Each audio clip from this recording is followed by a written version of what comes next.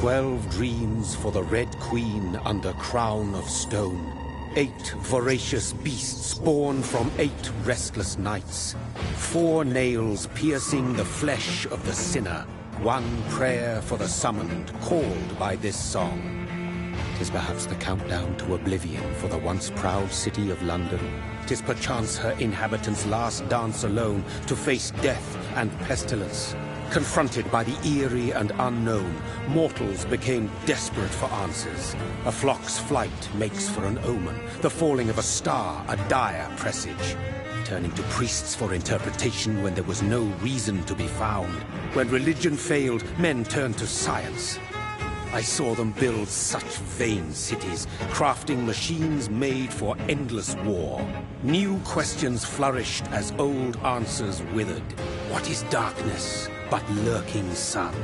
What is wall but enslaved stone? What is glass but tortured sand? What is song but a call to arms? What is hate but jilted love? What is life but death pending?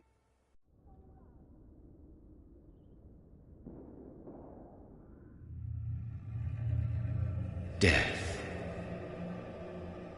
Since the apple was plucked from the sacred tree, mortality was believed to be God's punishment, a righteous snare to keep mankind from ascending to the stars. They were all so wrong. Death is not a wicked thing, nor some holy retribution. A true punishment would be to never know its sweet kiss. Awaken from the harshness and be born once more.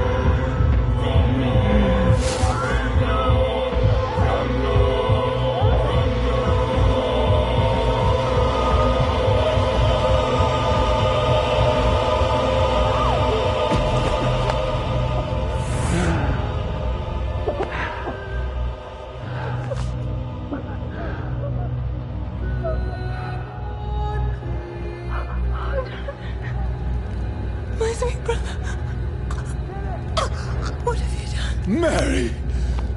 Oh, no! Mary!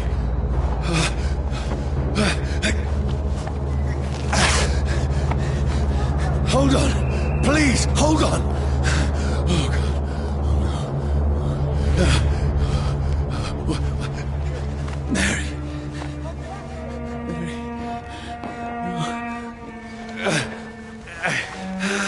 No. No.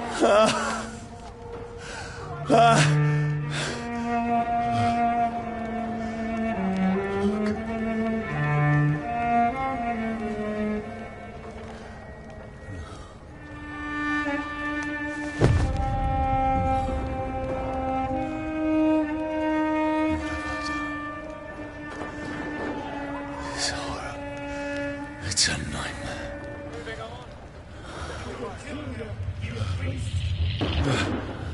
No! Please, a moment, let me explain!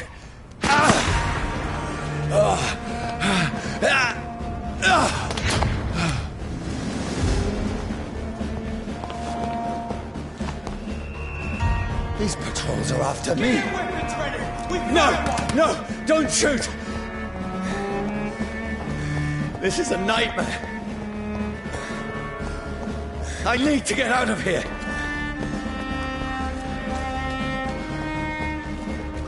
This can't be happening. No, please, stop! I mean you no harm.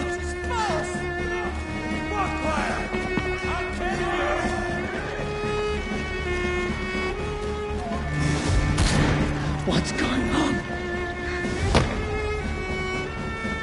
Oh, Mary. What have I done? What's all this about? Shit, where'd it go? Now, I can defend myself. Tricky bastards. Kill the thing! Who are you? Stay back! Sorry, but you left me no choice.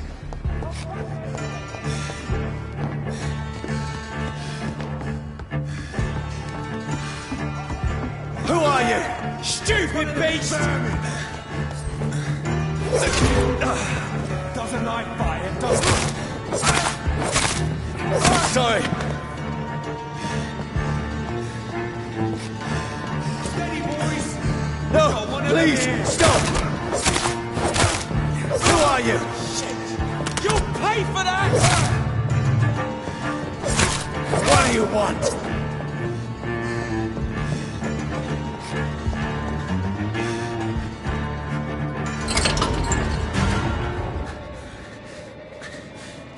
I mean you no harm. I need help. Die, you fucking leech! Please, listen to me. I can't make any sense of this. Shut up, beast! Who are you? What is this all about? What in God's name? That'll do the rest of the job. Just leave me.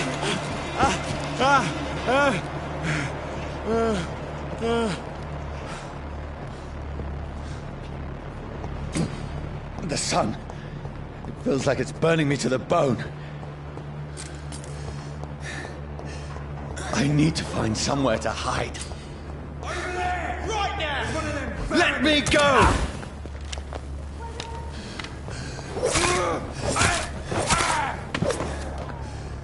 I need to find shelter. Is anybody there? What is this place?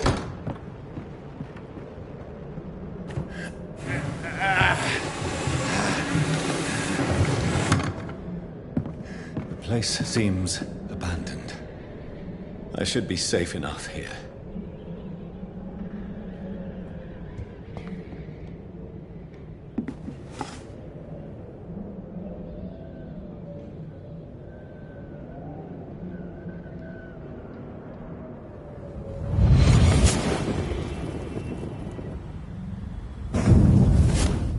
Brother, what have you done? Mary! Mary! Mary, I'm sorry. Whoever did this to us, I will find them.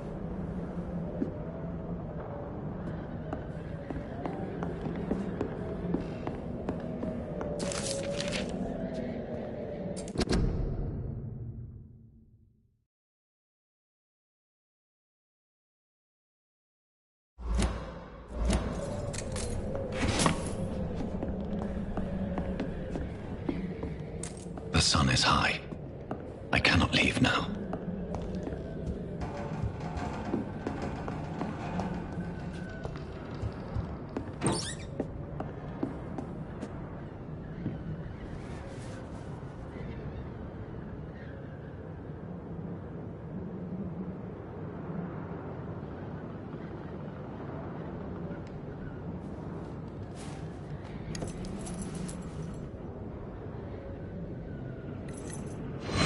Wait.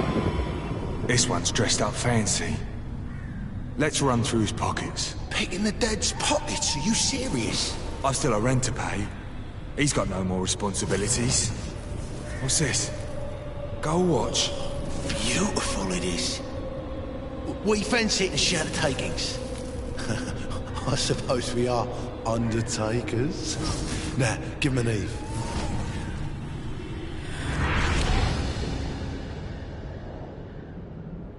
That's impossible.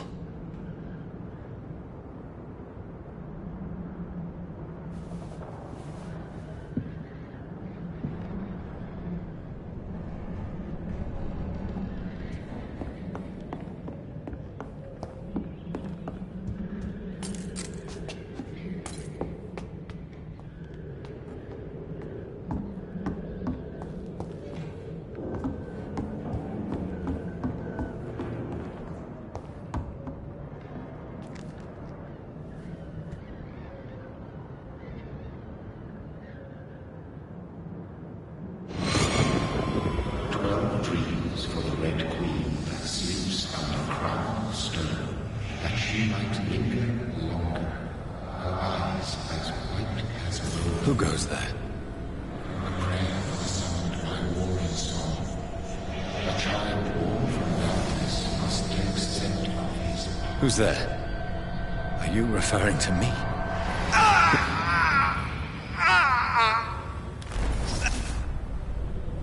No! No! I still have so much to accomplish.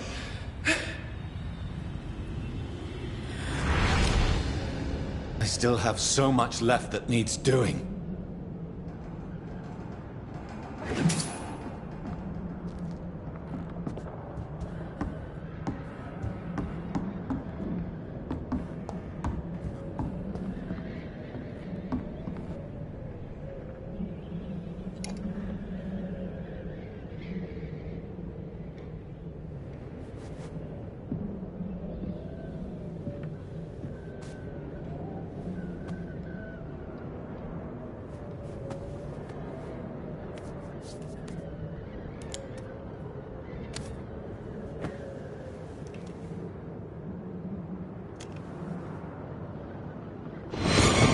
Johnny, this one's lost.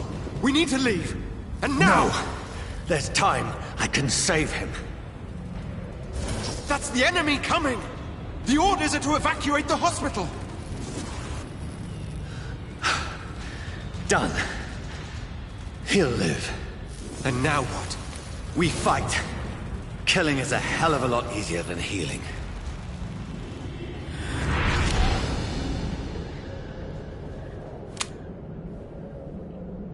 No, it never got easy.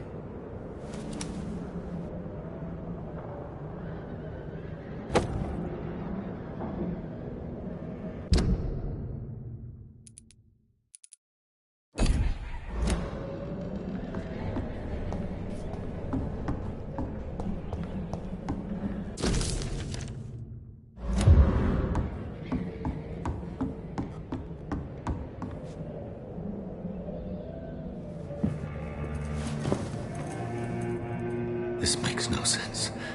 None of it. No sense at all.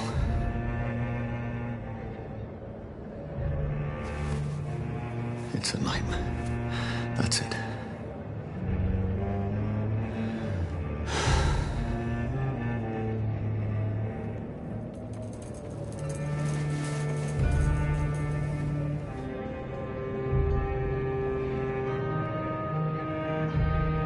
So be it.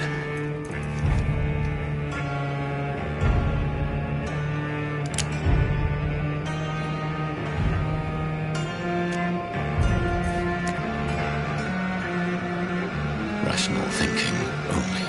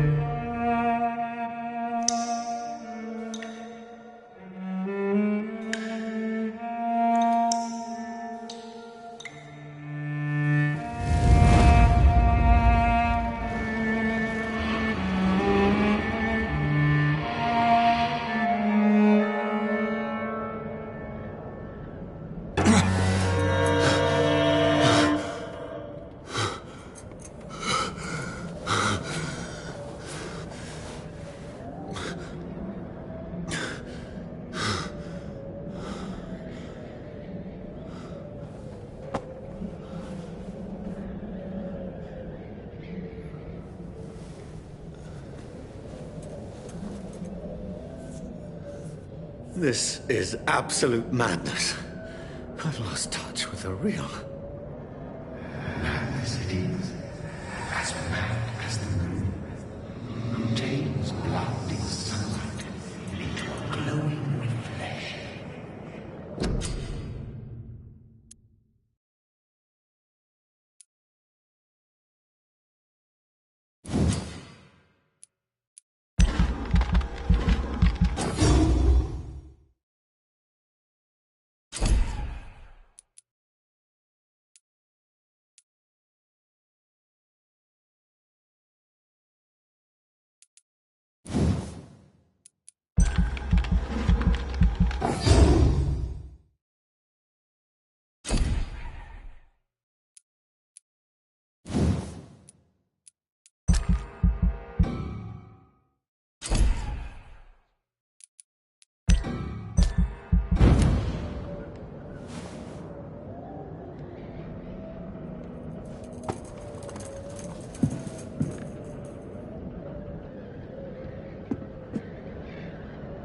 Voice in my head.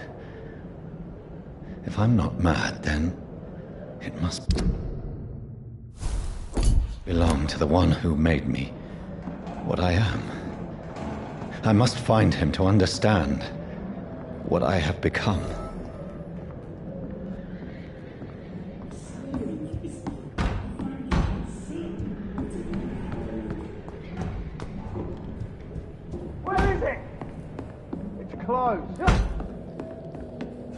These people want me dead. I need to leave now.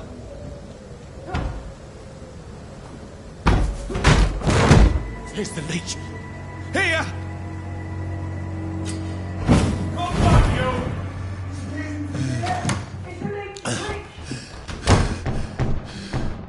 My head's spinning.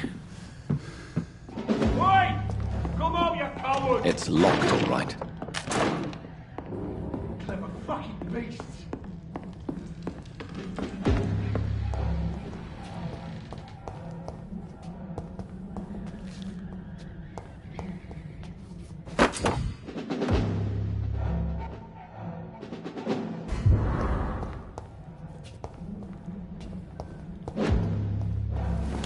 I'm still in Southwark. I must reach the West End. Go back home. Over there! There's one of them vermin! Die, vermin! A strength I never knew I had. This one stinks already.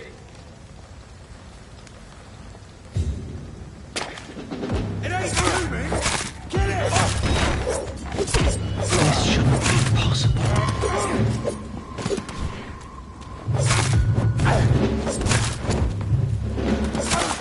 Every sinew, every fiber of my being is afire. I feel like a child learning the limits of my body.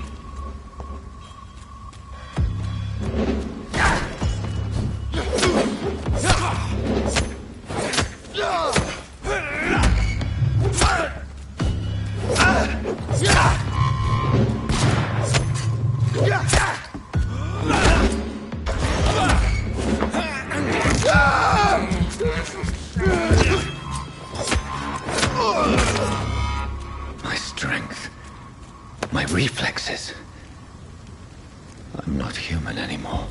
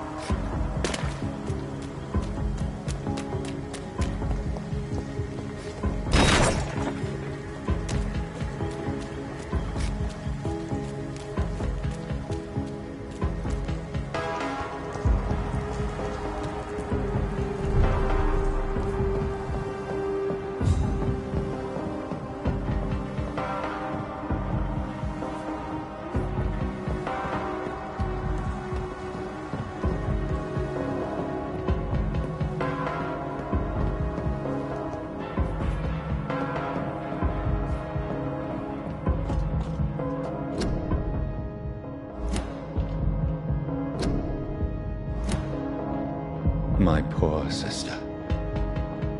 If only I had controlled my need for blood. Mary, someone will pay for what happened to you. For what happened to us.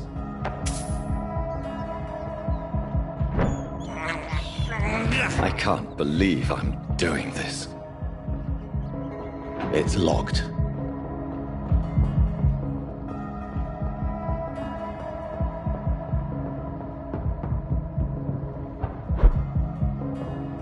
Dizziness from the jump.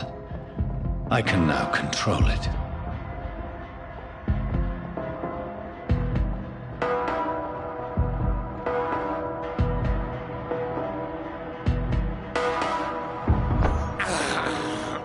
I have this thirst for blood.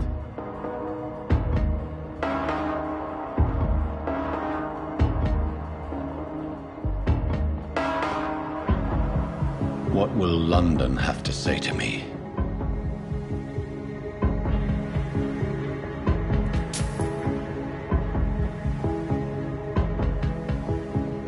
I've so many questions unanswered.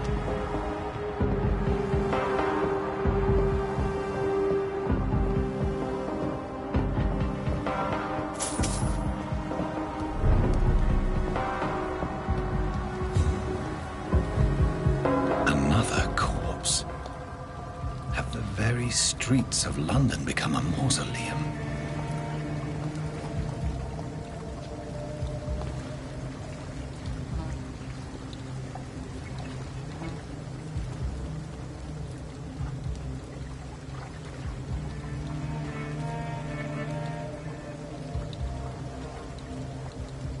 The man has been drained of all blood, but I can still smell the scent of it. I follow the scent's trail. Perhaps it will lead me to my assailant. Fresh blood. The smell is so strong.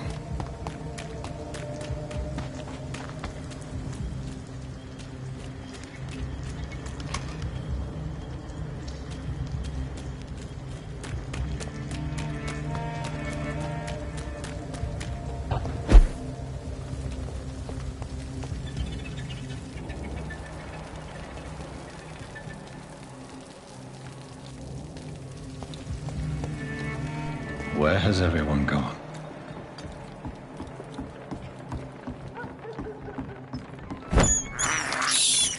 I can't believe I'm doing this.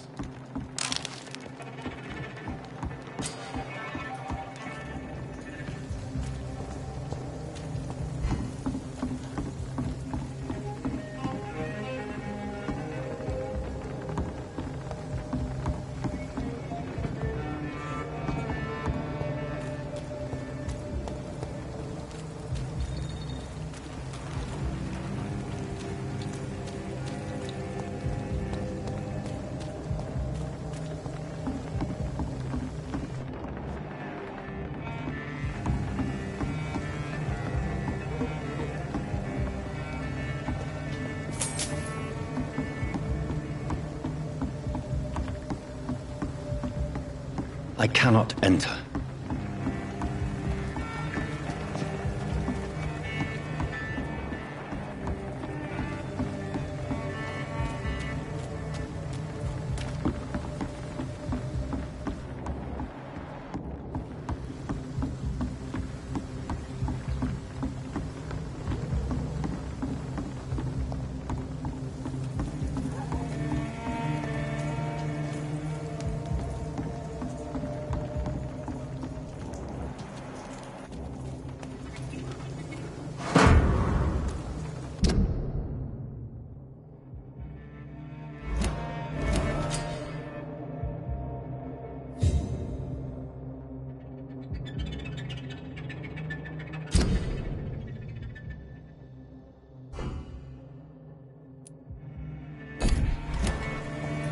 That's strange.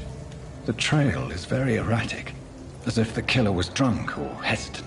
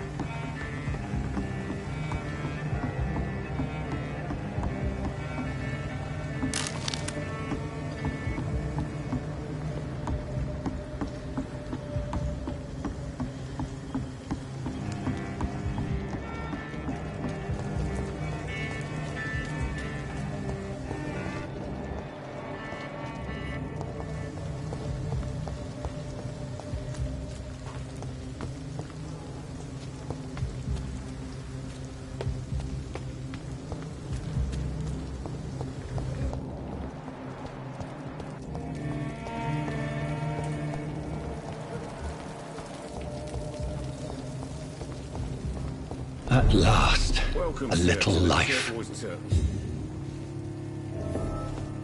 Not long ago, this sort of mess would have given me a Hello, laugh. sir. Are you all right?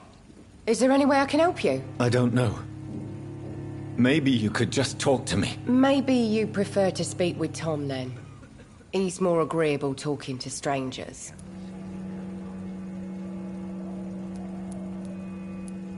I just want to talk. I didn't mean to scare you. I'm not afraid, sir. It's just I've other customers to take care of. I only see one customer. Oh.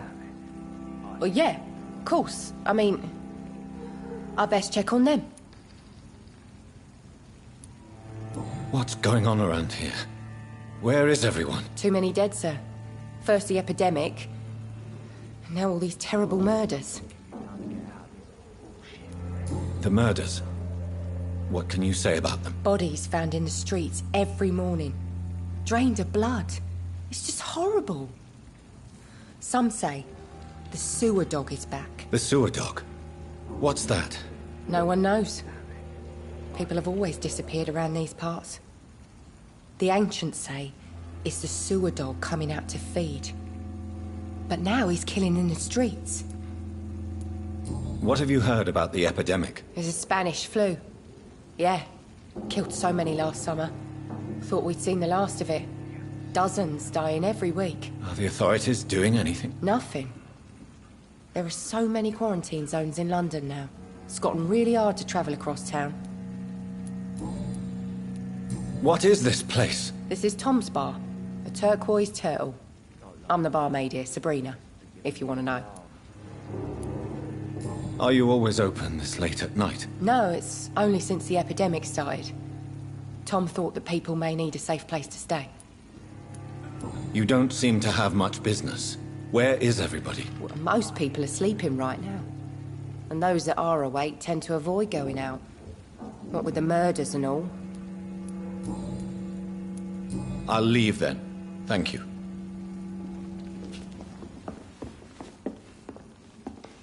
My God, sir, you look like Jonah's whale just spat you out of hell. Can I get you a drink? No, thank you. I'm not not thirsty. Well, grab a chair and get some rest. This is going to be another long night. Why is it going to be a long night? You must be new around here. Don't you know about the murders? Tell me more about these murders. Every morning for the last few weeks, bodies have been found. And those poor sods didn't die of flu.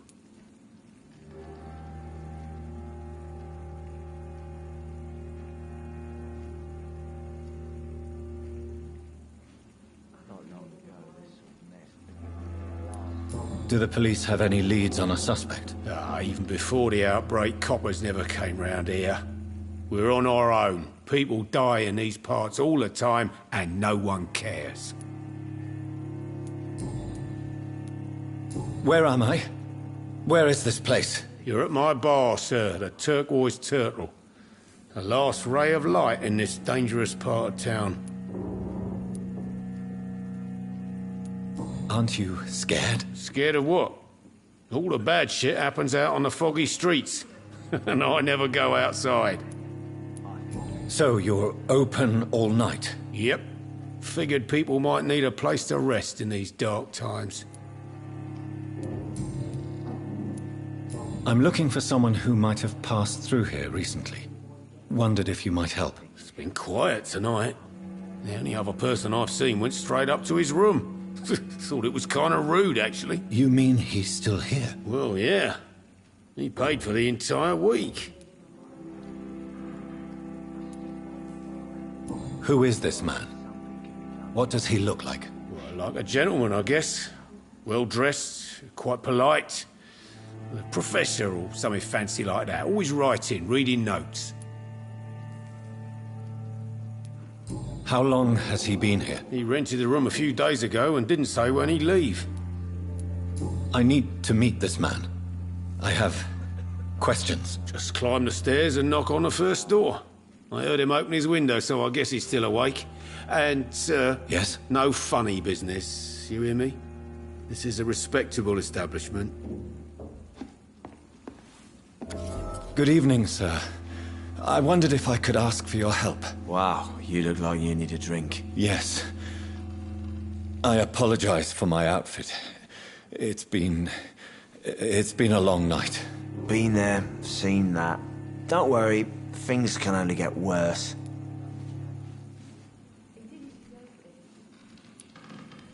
Has anybody entered the bar recently? Can't say. Sorry. I spent the night making love to that gorgeous bowl, see? This is important, sir. Are you sure no one has come in here in the last few hours? I don't know and I don't care. This is a free country. People still have the right to come and go, don't they? What's going on around here? It's like everybody is hiding. You must be new here. Have you not heard about the murders?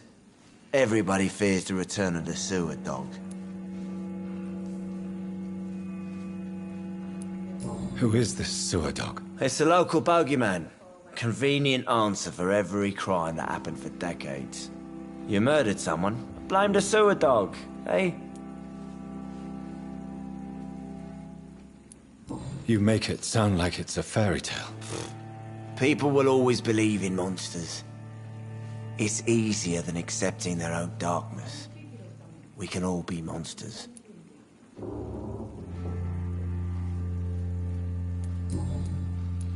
I'll leave you to your bottle then.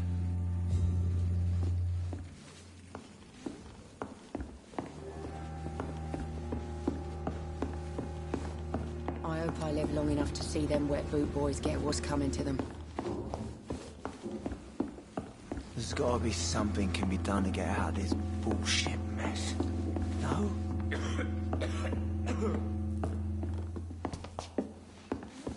He didn't deserve this.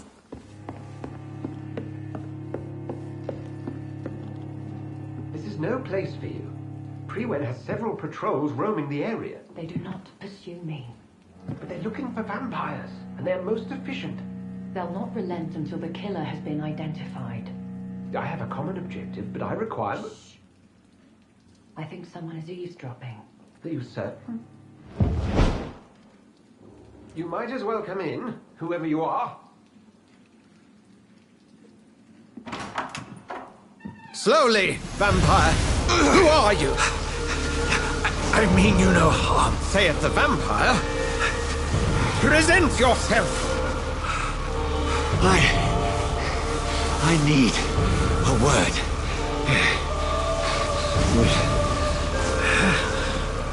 Anyone?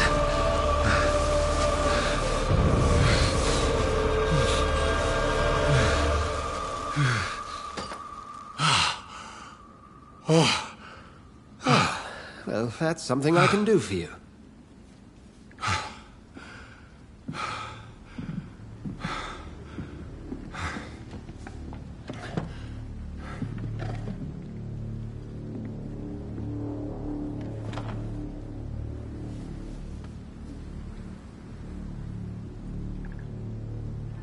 And who might you be?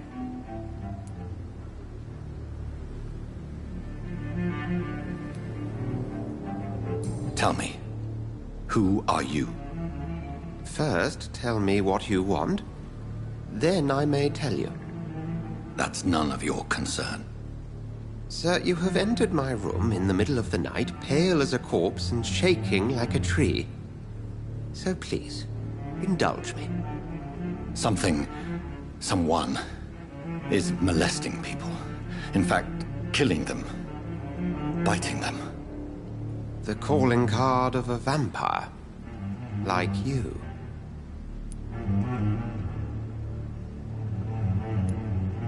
I've been hunted down in the streets and attacked.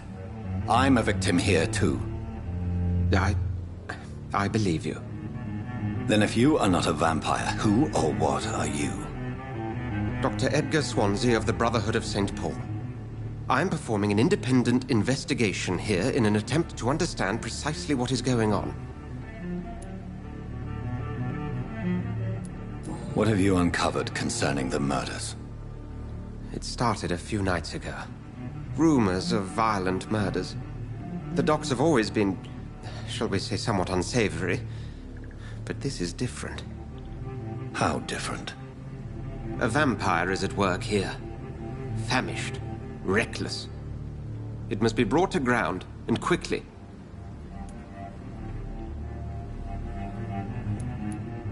And what exactly is this Brotherhood? Sir, if the name is not familiar to you, then we shall discuss it another time. I heard another voice, that of a woman. Who were you talking to? Ridiculous. I've no idea what you're talking about. Something tells me not to trust you. Then the feeling is mutual.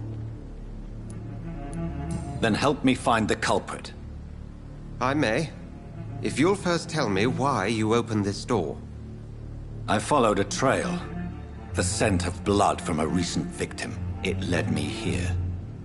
You thought I was your aggressor. That explains a great deal. We are both chasing the same shadow.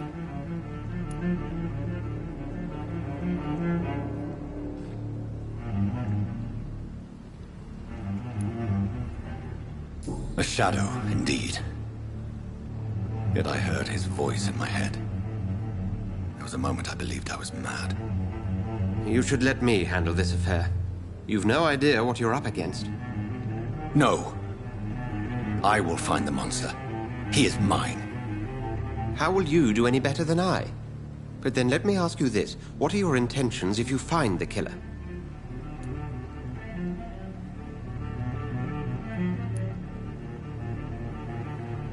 I will at last have the answers to my questions. Then I can only wish you good hunting. And pray we shall meet again.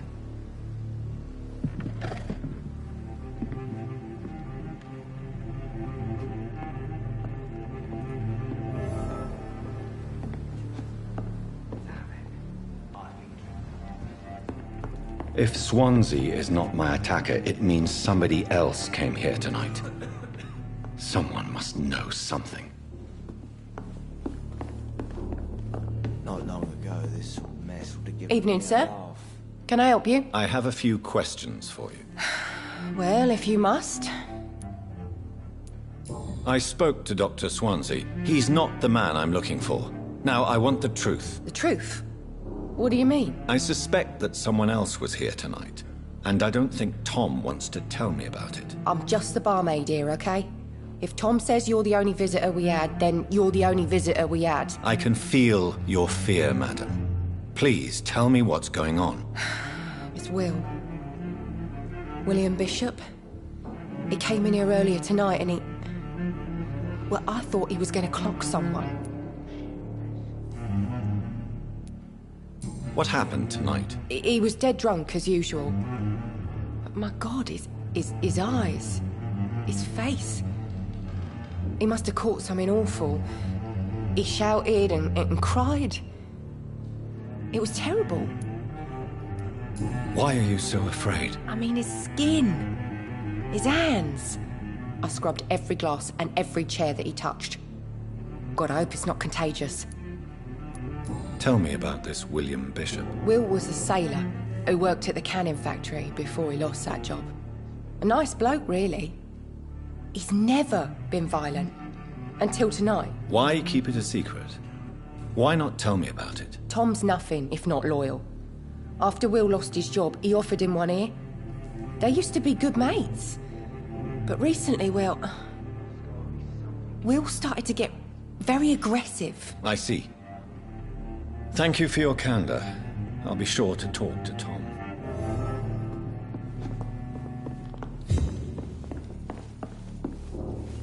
Welcome back.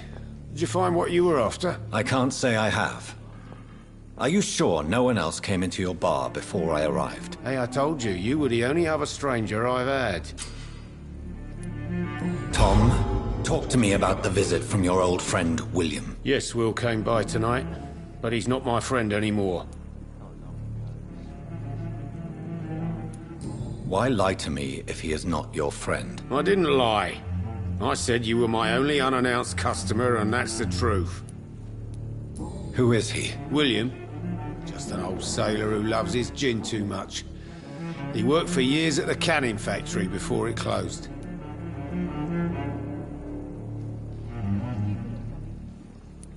Is he dangerous? Yeah. Like many drunks, he's all bark and no bite. He can barely stand up most of the time. How was he tonight? Was he different? Sicker than usual, perhaps. He whined and mumbled about how mean people were to him and how he'd like to talk to me outside, and then he left when I refused.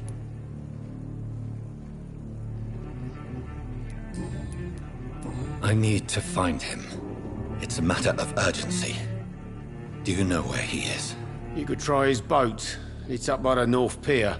He sleeps there when he's too drunk to get home. Please describe him to me. What'd you expect?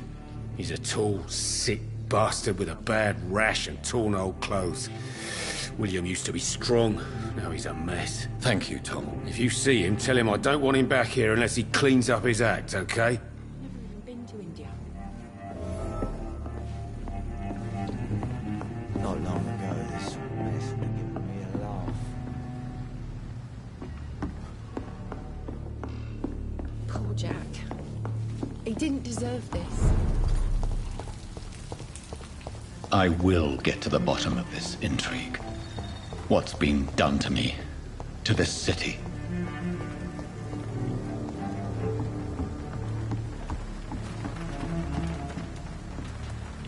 The body is still warm. This man has just been drained of blood. This man was armed. He tried to defend himself. What's this? Some sort of note. This corpse has been dried of its blood, just like the previous victim. Blood and empty gin bottles. This Bishop fellow is something of a heavy drinker. There are blood splats on the other side of the canal. I must reach that barge.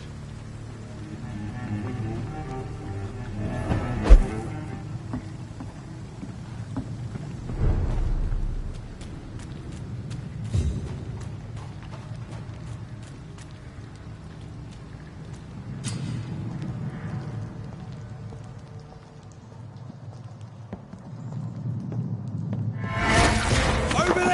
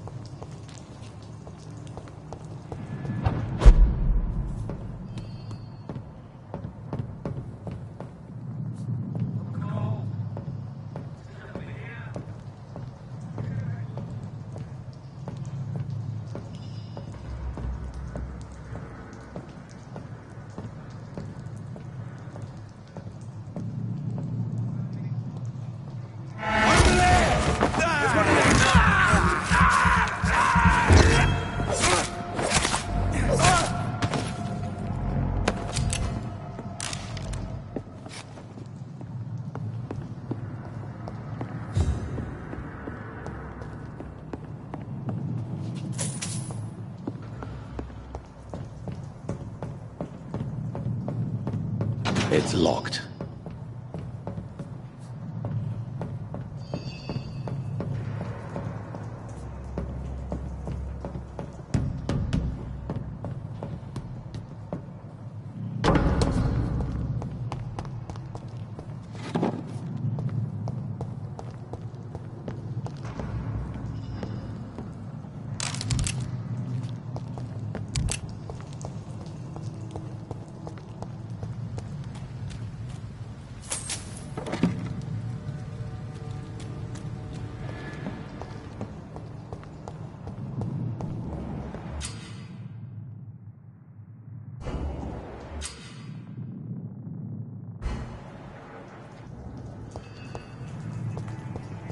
No civilians allowed, sir.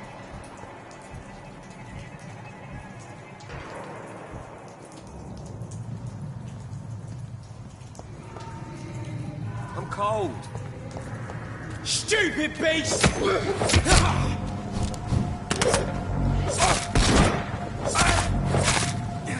Kill you! Yeah!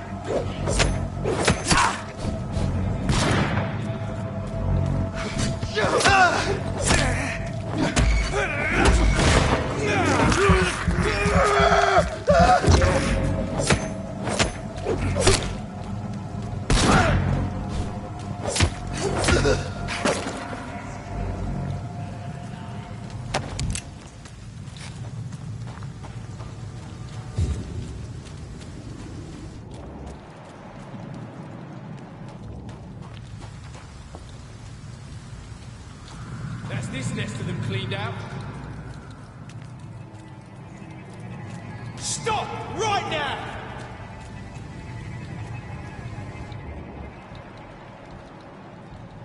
I like their screams when you burn them alive. Over there! Watch yourself!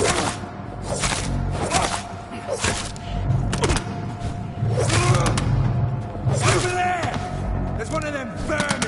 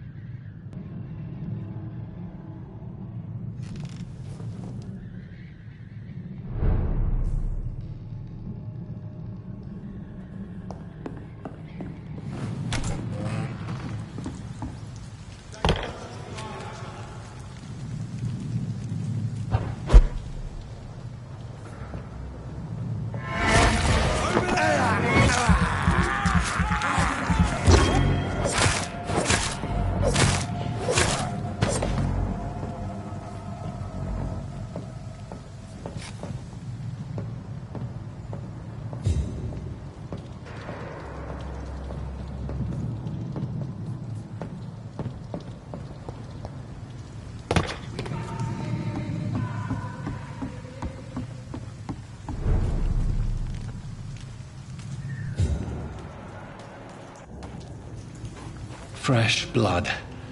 The whole building reeks of it. The scent is so strong it makes me dizzy. I'll not betray your trust. First, you see, I'll need a I'm so thirsty, William. As one, we shall overcome this. We've done it before. This place reeks of bloodshed. I must have more. This creature is bedeviled. I must put it down.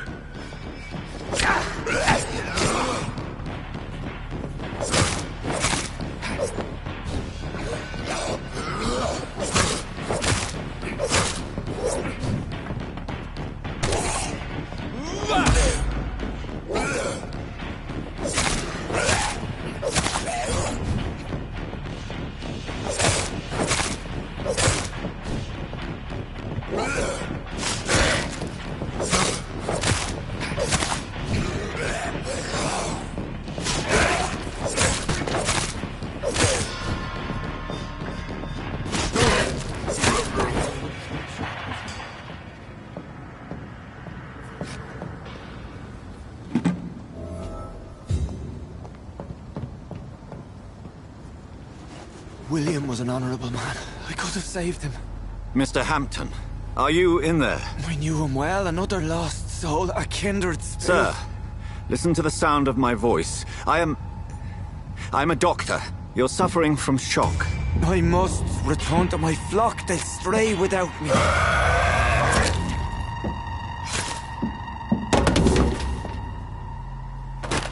Remember, certain skulls are every bit as resistant as we are. Who are you? What do you mean by Skal? You truly are a newborn. I should have realized. Wait. You are the woman from the bar. Are you like me? Can you help me? I believe, sir, I already have.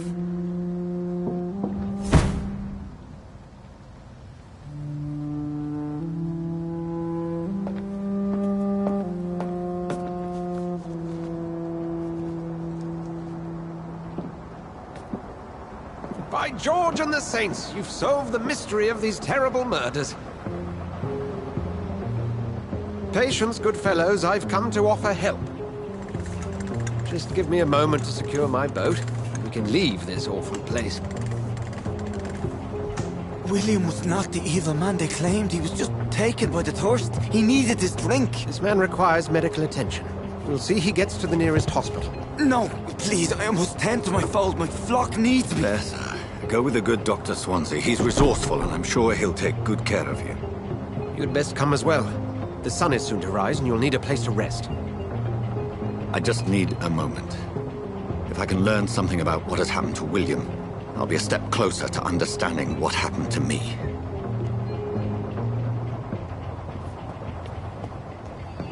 This poor creature can't be my maker. Could it be some subspecies of vampire? I must find a place to analyze the blood.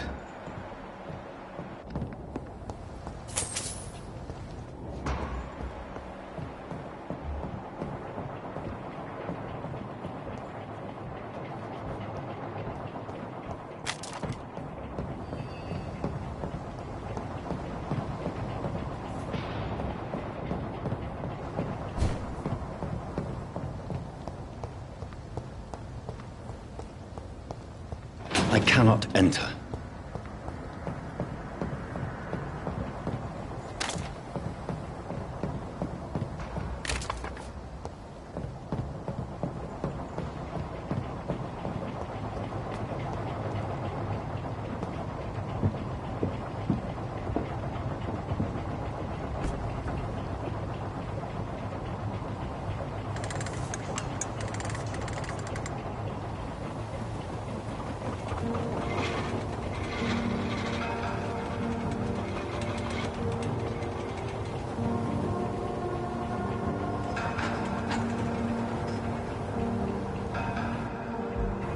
Where are we headed? We're on our way to the Pembroke Hospital. It's just across the canal.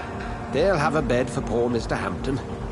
William was What manner of creature was he? Predator, prey, villain, and victim. Who can say? The important thing is that he's been stopped. Duly noted. And the woman?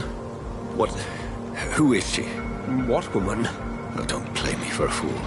You used me to locate that skull. You must know who she is. And I thought you a gentleman. You shouldn't talk about a lady behind her back, but I will tell you she values her privacy. Were London as peaceful as she appears from the middle of the canal? If only that were the reality of the situation. To be honest, I've always tried to avoid this part of town. Pembroke Hospital is the last bastion between the rest of London and the epidemic. The flu has decimated the East End and the war still rages. Welcome to the front lines of a plague. This is where you work, Dr. Swansea? I am the administrator of Pembroke Hospital. I thought you were here in service of your mysterious order, the Brotherhood of... Of St. Paul's Stole, yes. But first and foremost, I'm a man of science. A physician, like yourself, Dr. Reed. How do you know who I am? No need for modesty. You are Dr. Jonathan Reed, a surgeon of some caliber and renown, if I'm not mistaken. You are correct, sir. I knew it. I had my suspicions. But when you took the blood sample from the corpse of poor William, I was certain. Dr. Reed. Marvelous. Have we met? I attended 3 of your seminars before the war. I have the utmost admiration for your research. And what a turn of fate. England's most esteemed blood specialist returns to London a vampire. That word, again. From a so-called man of science. I understand. Traditionally, the role of science is to refute myth, but when myth walks among us, the Brotherhood of St. Paul has dedicated its purpose to their study. There's so much for you to learn. And for that, you are right. Well, then let me be blunt. Join my staff at Pembroke Hospital. As a physician. I suspect you'll not find a better post of employment to contemplate your predicament. This is sudden. I was returning home to see my sickly mother. But alas, that was before contracting this... affliction. Dr. Reed, take a moment to consider. The post would be for the night shift, providing a good explanation for your absence during daylight hours. You'll be adequately reimbursed, and have a place to hide. I even had the forethought to bring some clean clothes. So, what do you say? It seems I have little choice, but yours is a generous offer, so I thank you. Brilliant! Oh, Jonathan, this is one for the book, and the beginning of a beautiful friendship.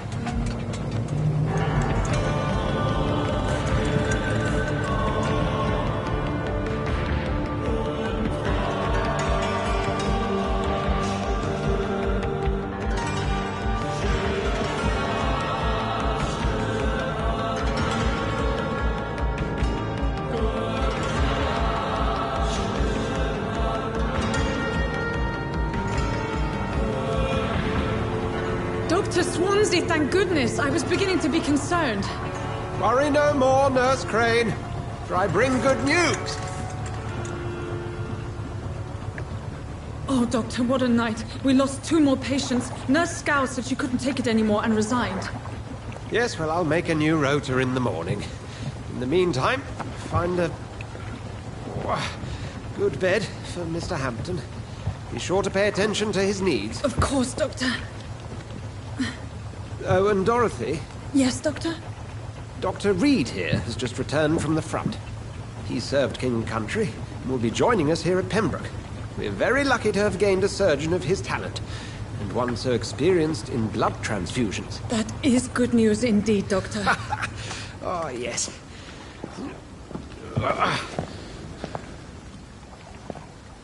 Here at Pembroke, it's not what we have, but what we haven't. It's only thanks to Nurse Crane and the staff that our ship doesn't sink.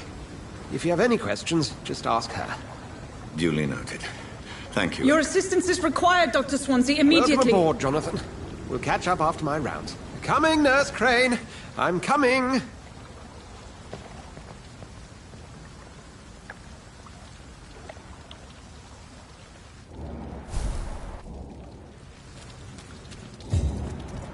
Come on, you bastard! You can do better than that! Nah! It's my turn!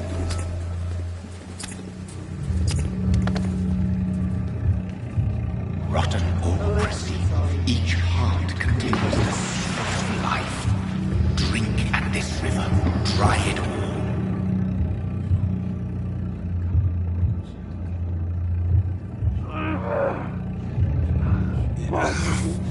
Oh, come on, you bastard! I won't bite. Sir, please. You've lost too much blood. Calm yourself. You think I didn't notice? Stop your staring and get me to an hospital, you arse! Insulting a good Samaritan. Not exactly the way to get rescued. Alright, sorry. I am in pain here.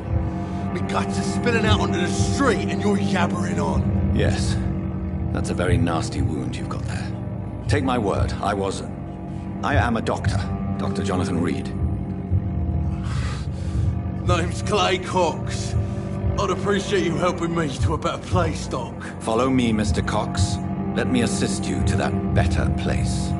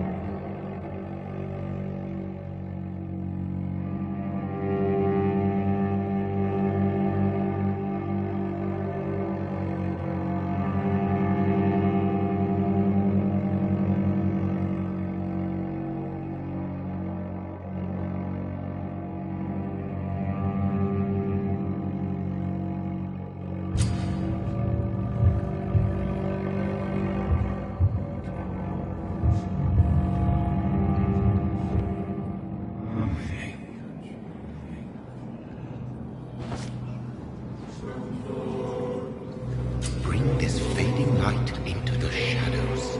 Dance with him the dance of life and death.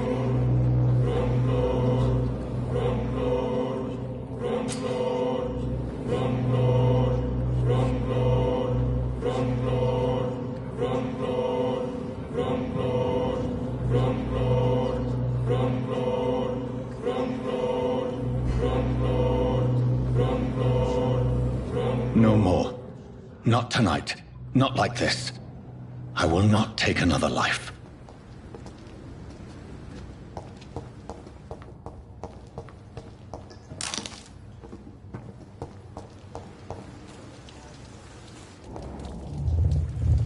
It is wise for the huntsman to sometimes let his prey go.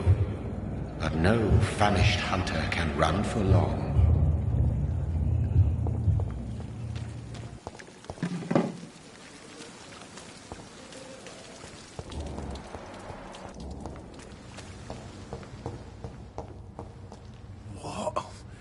What happened? Whoa, I feel giddy.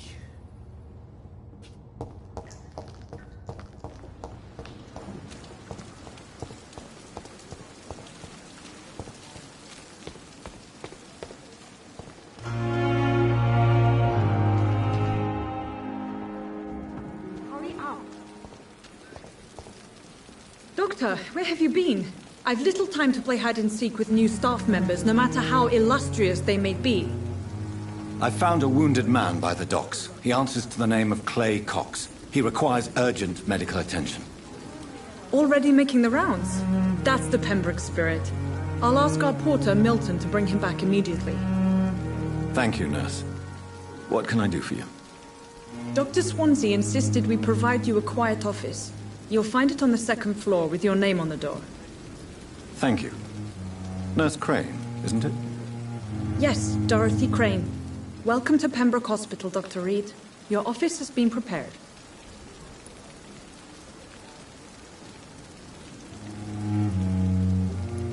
I would like to ask a few questions first. And Mr. Hampton, the patient we brought in, how does he fare? I gave him a sedative to help him sleep. Poor thing was in quite a state of shock. What kind of man is Dr. Swansea? Well, you accepted the job from him. I thought you would have known about your employer. It's right to assume Dr. Swansea knows far more about me than I do about him. You'll get to know him soon enough, and better than me. The administrator has better things to do than mix with us.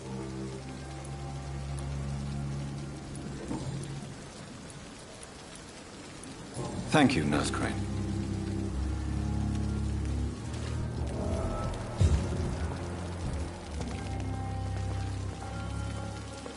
Good evening, sir. So it is true. The famous Dr. Reed has joined us. I can't think of any better news during these terrible times. Do we know each other? Actually, yes. We met once before, at the Rockefeller University in New York. Dr. Tippett, yes, I remember. I was assisting Professor Carell in his research about coronary bypasses. He had nothing but praise for you. He was also very confident about your future. And look at you now. Eminent surgeon and blood transfusion specialist.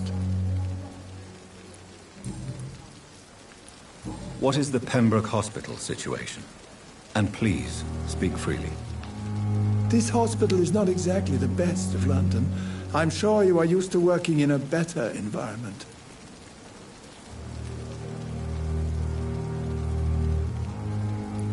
It's more than enough. In any case, the personnel of a hospital are much more important to me than the building. Don't be misled by appearances, Dr. Reed. This hospital does not lack talented people. It just lacks hope. What can you tell me about the staff in the hospital? Some are really good, and others are not so good. But during this troubled period, there is no time for slander.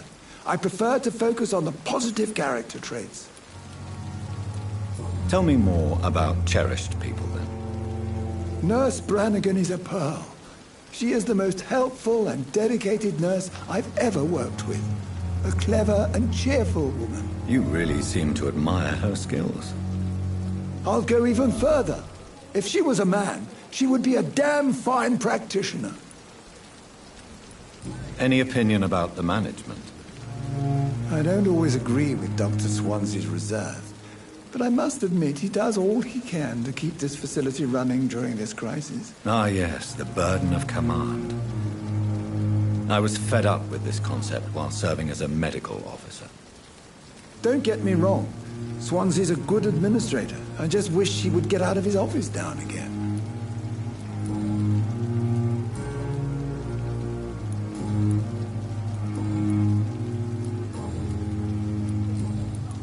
Goodbye, Dr. Tippett.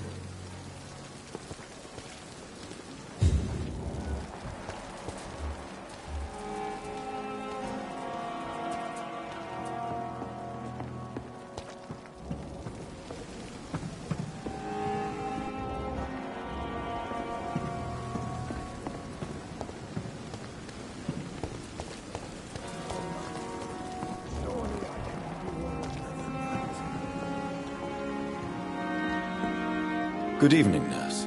I'm Dr. Jonathan Reed, the new surgeon here at the Pembroke. Dr. Swansea has already told us about you, sir. I'm Nurse Gwyneth Brannigan.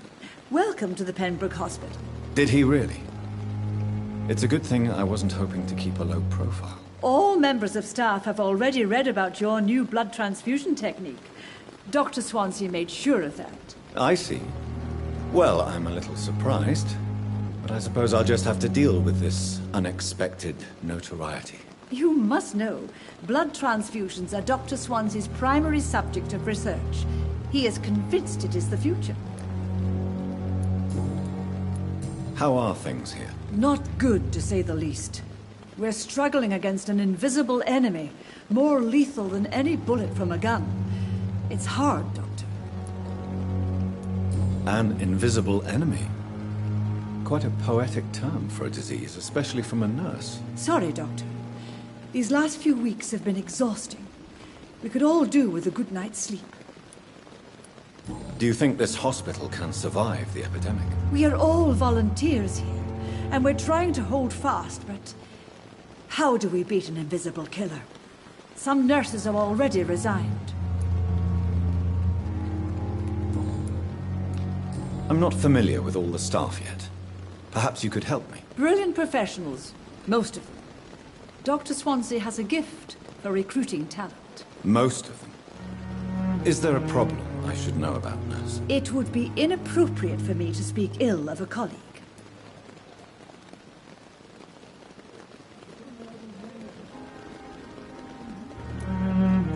Is there anyone that stands out? Well, I have never met someone as dedicated as Dr. Tippett's.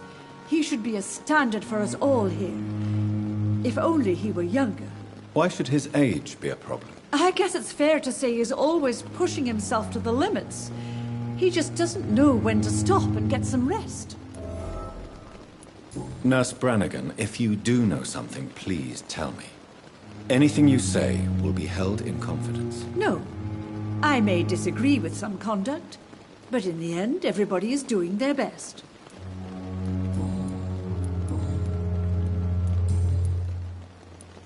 Why does Dr. Tippett claim you're the main reason he keeps working, despite his fatigue? If it wasn't for him, I probably would have left the Pembroke years ago. Dr. Tippett does not think of you as just a nurse anymore, does he? If you're suggesting he's not taking my gender into consideration when it comes to medical practice and knowledge, I really hope he doesn't.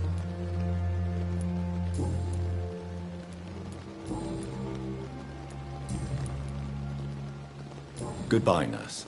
Call me if you need assistance.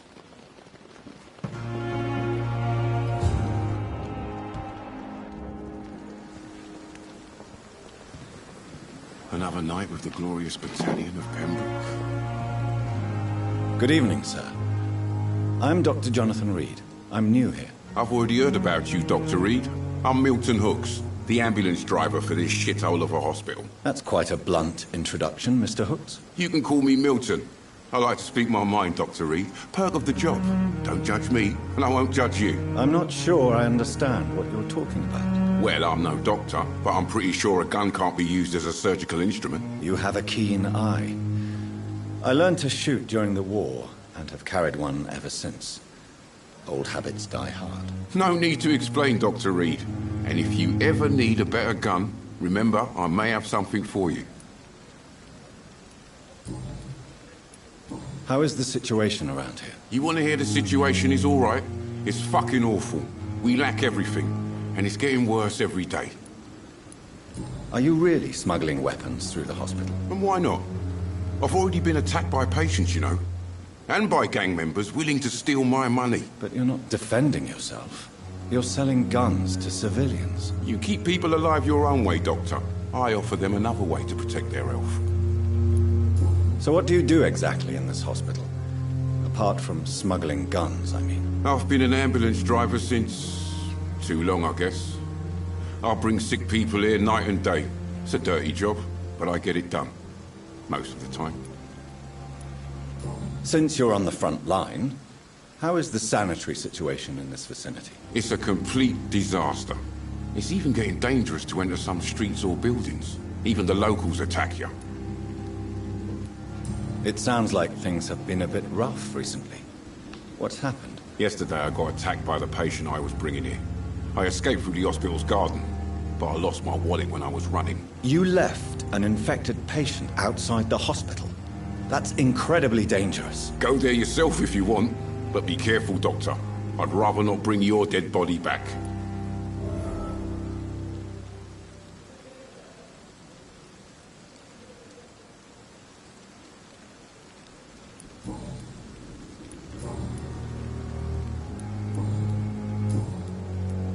I'd like to see your goods. Wise choice, Dr. Reed. A reliable gun is what everybody needs these days.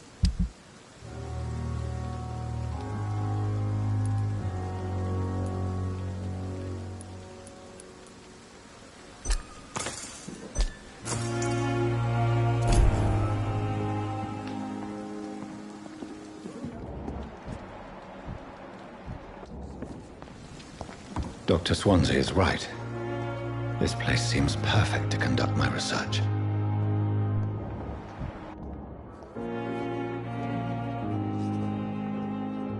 Good evening, nurse. Good evening, Doctor. I don't think we've been introduced yet. My name is Pippa Hawkins. And I'm Dr. Jonathan Reed.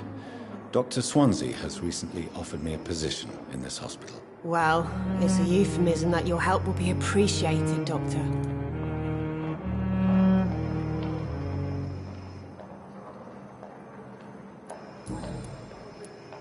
How would you describe the situation at the Pembroke Hospital? It's serious. The flu is wreaking havoc amongst the staff and patients. We are running out of everything.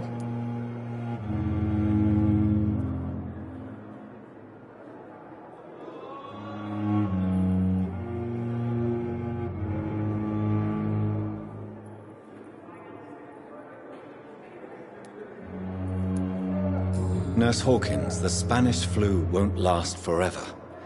Even the Black Plague didn't kill everyone. I wish I could believe you. But what if this epidemic was worse? What if in the end, nobody was spared? You must get a hold of yourself, nurse. Sorry, I'm exhausted. No one has any idea when this epidemic will be over. How long have you been a nurse? Or long enough to see that the epidemic is winning. And no matter how qualified you are, don't tell me you'll change that. You're right. When dealing with such a terrible disease, one must remain humble. But that doesn't mean we shouldn't try our best. Sorry, Doctor. I don't want to sound bitter, but I'm just too tired to give a pep talk like Nurse Brannigan. How is the Pembroke staff coping with the epidemic? Well, not well. Milton, the ambulance driver, is even more grumpy than usual, especially concerning doctors. Why is Milton grumpy on a daily basis? Is it just an act? Milton's not the kind of man who's bothered about a bad reputation, whether he deserved it or not.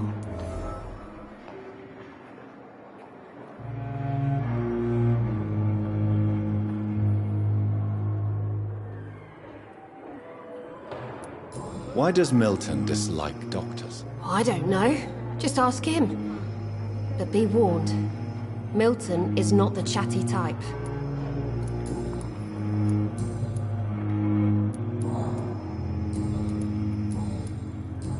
Goodbye, Nurse Hawkins.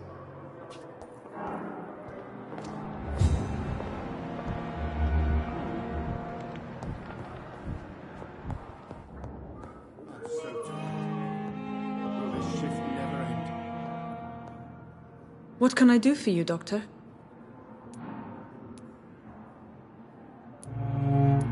What kind of man is Dr. Swansea? Well, you accepted the job from him. I thought you would have known about your employer. Apologies, I've only just met him the once. This is sudden. I've only just returned to England. Dr. Swansea is a brilliant surgeon and the most compassionate physician.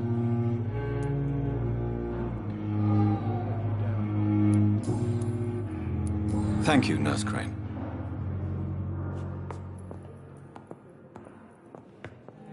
Good evening, sir. I'm Dr. Reed. I believe we're going to be colleagues. Reed? Yes, I've been informed about your arrival. I'm Waverly Ackroyd. Welcome aboard, I suppose. Does my arrival inconvenience you in some way, Dr. Ackroyd? Let us just say that I don't particularly share Dr. Swansea's enthusiasm for hiring you. What we need here are reliable professionals, not overrated dabblers. If you have a problem with me, Dr. Ackroyd, please feel free to tell me. Dr. Swansea has imposed your presence on this hospital without asking anyone's advice. the benefit of his position. But I don't agree with it. I know we've never met before, but I believe this hospital could use all the help it can get. You will agree with that, I'm sure. Oh, but I have heard about you, Dr. Reed. Of course, you can't say the same about me, since I have not wasted my time courting the press.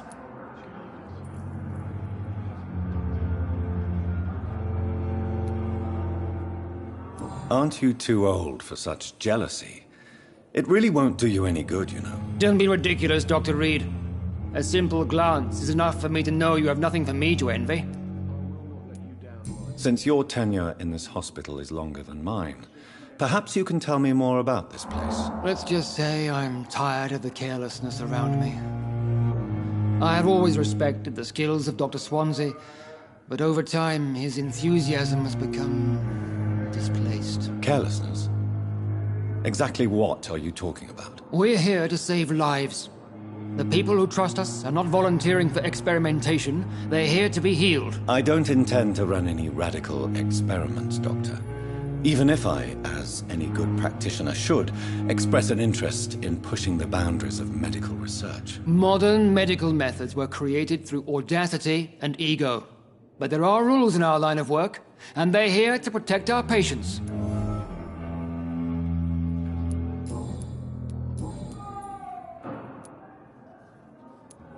It seems you have bad memories of your military service. I refuse to see this industrial slaughter as scientific progress. War only reveals the worst in men. We can at least agree on something, Dr. Ackroyd. I don't know what you've heard about me, but I have already proved my value as a practitioner. I don't question your skills, Dr. Reed, but your motive.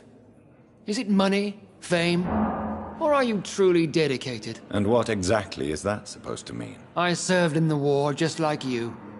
But unlike you, I did not use the wounded to play the modern sorcerer. Be careful what you insinuate, Dr. Ackroyd. I only want you to admit you used those men to improve your theories.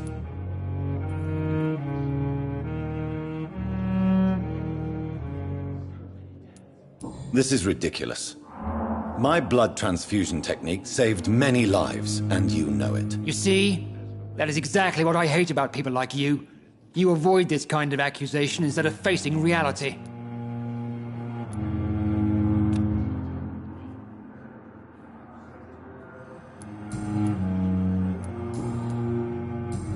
Thank you for your time. We'll talk later.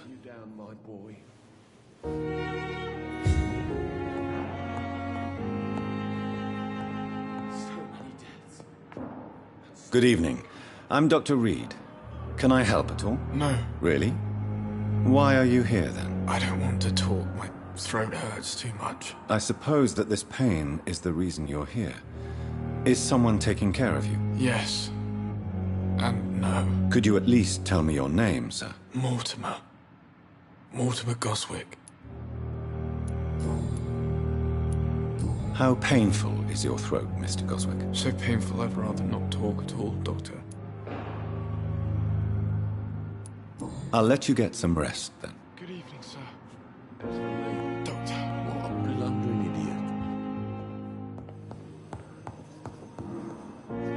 idiot. Good evening, Doctor. I believe we're going to be working together. Dr. Reed. Dr. Swansea informed us of your arrival, but I could not dare to believe we'd have such good fortune. Such an honor, sir. Thank you. And you are? I am Thoreau Strickland, Dr. Thoreau Strickland. I'm a great admirer of your work, Dr. Reed.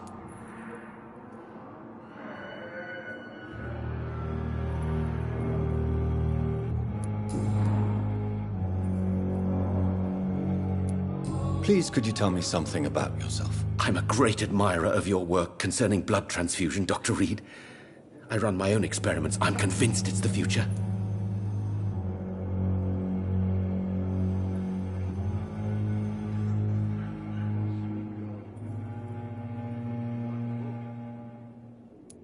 What made you choose to be a doctor? I'm not ashamed to admit you and your work have inspired me. I am honored to have the opportunity to work by your side.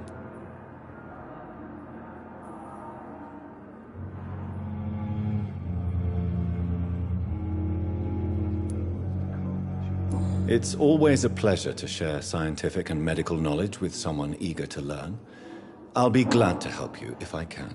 This epidemic may be the century's most terrible disaster, but I'm convinced that we, as doctors, are the only ones able to defeat it.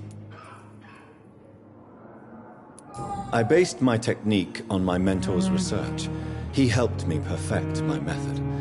What is yours? I'd rather not talk about it. For now, it's just theories and first approach. My process is purely experimental and unsuccessful. As long as you're cautious and methodical, you may remain empty-handed, but you won't fail. You're not the first one to warn me, but I am convinced knowledge is the main weapon against the ravages of this epidemic. What can you tell me about the Pembroke? Well, it has always been an honor to work with Dr. Swansea. But with your arrival, I can't think of a better opportunity to learn about blood transfusion.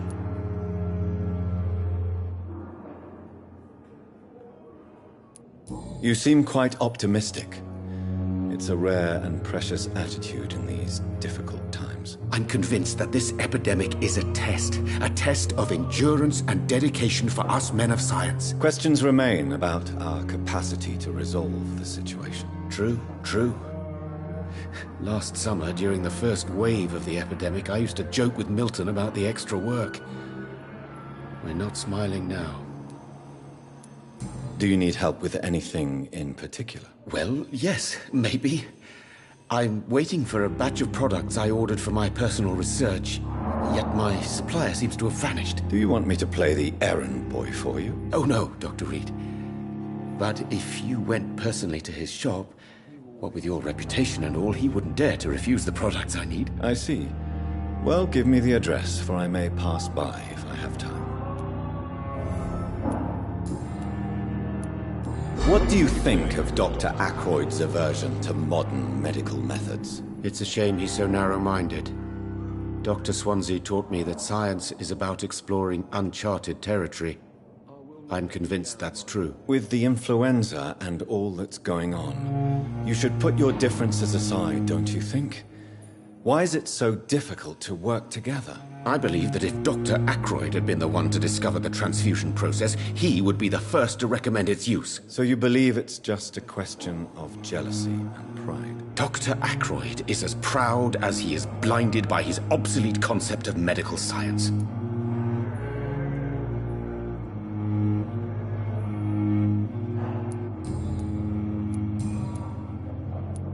Tell me more about your willingness to experiment with new medical techniques. Harvey Fiddick is a patient suffering from a severe injury that could cripple him if not treated correctly.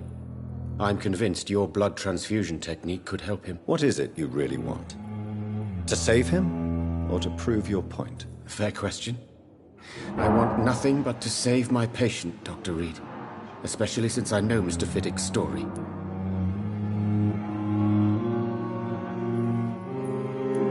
This personal involvement could also appear to be a lack of impartiality. You must know that a good surgeon must remain neutral. I agree. But that does not excuse Dr. Ackroyd's behavior. A man who did not even take time to converse with his patient. Do you think keeping his distance was a mistake? All I know is that I'm taking care of human beings with desires, hopes, and fears. Not some biological machine comprised of blood, bones, and flesh. Tell me Mr. Fiddick's story. Our first diagnosis was compromised because Mr. Fiddick lied to us about the real origin of his injury. He first claimed it was an accident. But why would he hide such crucial information from us? Because he is a proud father, ashamed of putting his children at risk because of his own negligence.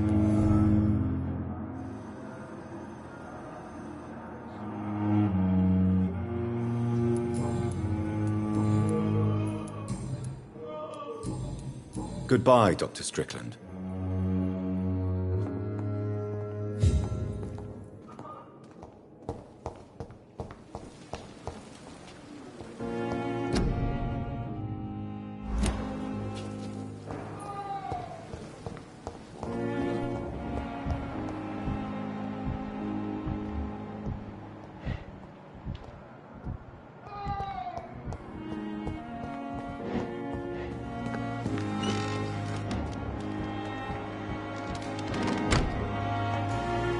sorry you ended up on my plain and cold medical bench, sir.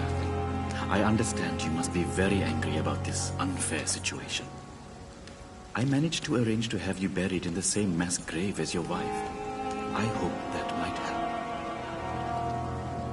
It's locked.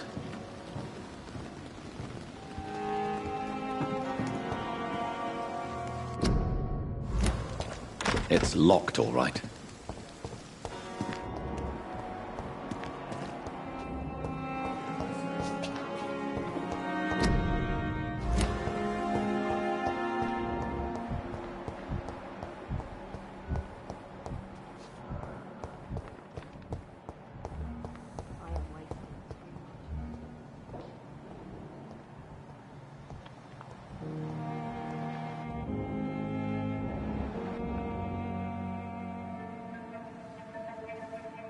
You don't mind if I search your pockets, do you, sir?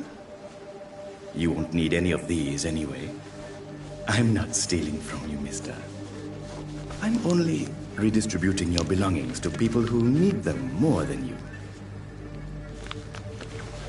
You see, no one has claimed your body, sir, so it would be such a shame to bury you with your valuables. I will not forget you, sir. And I thank you for your generous donation.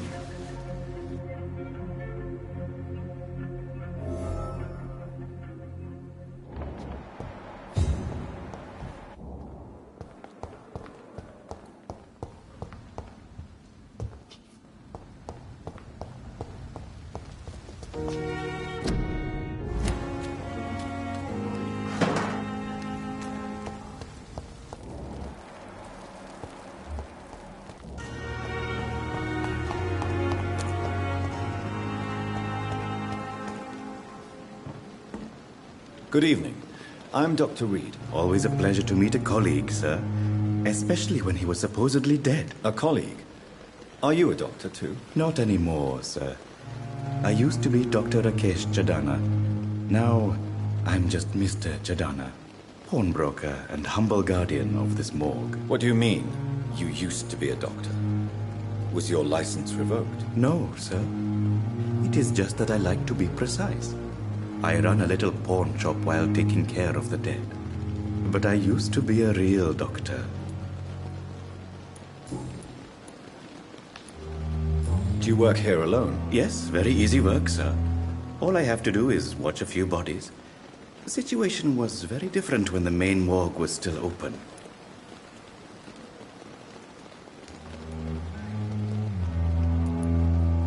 Why do you have to watch these bodies?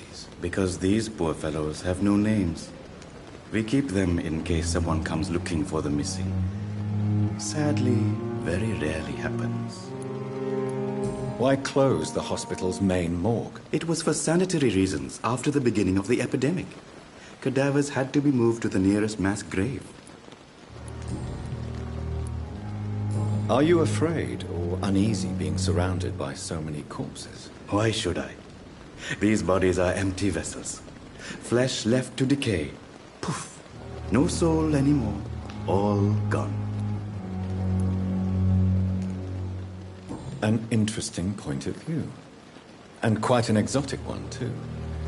Most people fear, or at least have a respect, for dead flesh. Sir, as a medic during the war, I learned to face my death and the death of others. It's the pain we have to tame, not death itself. How did you get this job? After I left the army, I worked as an undertaker down by the docks. A dangerous place with many an unpleasant business there. Milton Hooks helped me get a job here. Have we met before? I don't think so, sir. Why? When we first talked, you said you were glad to meet me since I was reported dead. Funny story, sir. Your sister came here a few nights ago. You were missing, and she was looking for your body. She must be very relieved now.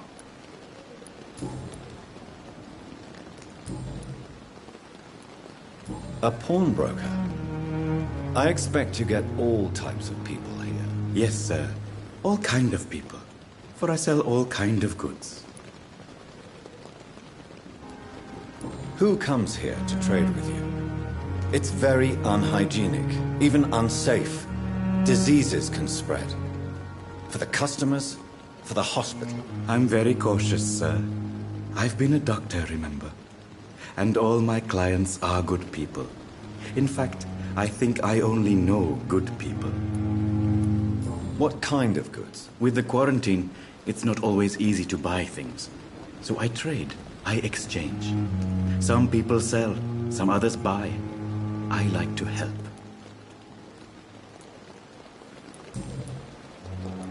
Since you're not afraid of dying, do you believe in life after death, Rakesh? No.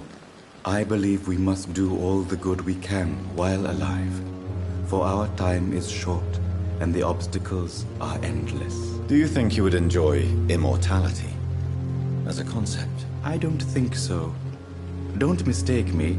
I love life, and I'd like to live a long life. But everything has to decay, sir. Even goodwill.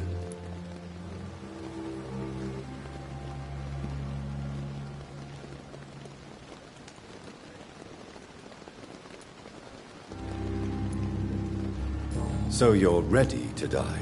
No, I am not. I don't fear death, for I won't see it. What troubles me is the pain my death will inflict to those I know. You're a wise man, Mr. Chidana. No, Dr. Reed. I am a foolish man. But I like to think otherwise. Do you really believe goodwill cannot last? As I said, sir, everything decays. If I was to never die, goodness, I would be bored or worse. And I like to be helpful, sir. Quite depressing, wouldn't you say? Yes, but the good news is we'll all die before losing our humanity, sir.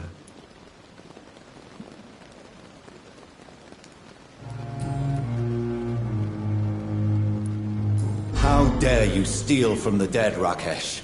Is that what your pawnbrokers is really about? These people are dead, sir.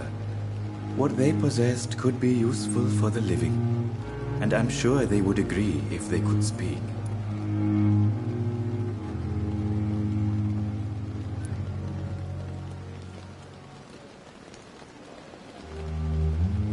You should show respect for the dead. What about their loved ones who may treasure these items you sell? The bodies I watch over are the unwanted and undesired, sir. I would never deprive anyone of their family artifacts. Goodbye, Mr. Chidana. It never ceases to amaze me how you...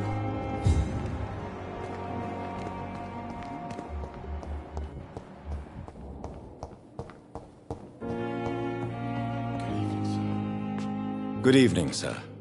I'm Dr. Reed. May I help you? I don't know if a third opinion is needed.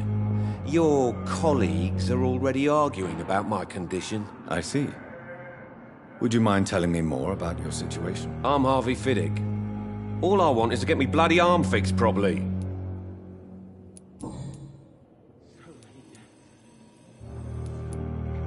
Tell me about yourself, Mr. Fiddick. I'm just a regular guy waiting to get his arm fixed, so I can return to work and to my family. I was more curious about what you were doing before being hospitalized. I'm a carpenter, and a good one too.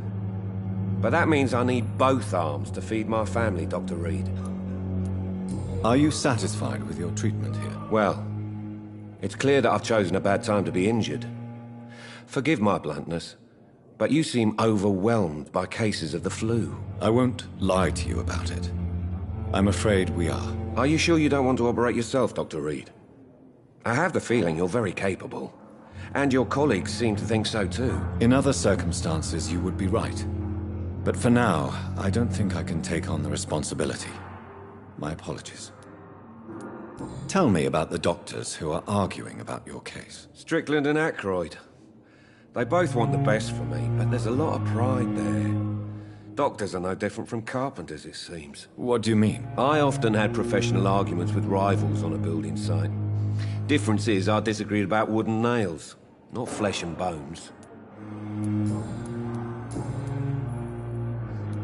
Tell me about your injury, Harvey. Why do you feel so guilty about it? My wife died because of me.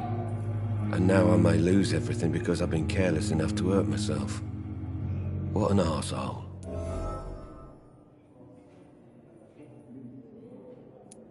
You can't hold yourself responsible for your injury, Mr. Fiddick. Unless you tried to hurt yourself. Of course I didn't hurt myself. But I can't work until my arm is fixed. My children need to eat, Doctor. How could your job be responsible for your wife's death? I was working a double. She went out to bring me a hot meal and got caught in a German bomb raid. Tell me more about the death of your wife, Harvey. 1915. I was in the army. Building workshops for the Royal Flying Corps. Helen was happy I wasn't sent to the front. What happened? The Germans sent Zeppelins to bomb the construction site, but they missed their target. My wife was bringing my dinner when the bombs fell. I'm sorry for your loss. So many died during the bombings. I served in France and witnessed the carnage there. I would like to say that she didn't suffer. Truth is, I have no idea. I just know that I'm all that me kids have. Poor little bleeders. How are your children after losing their mother? They were smaller then. The only good thing about this is my Helen didn't bring them with her that night.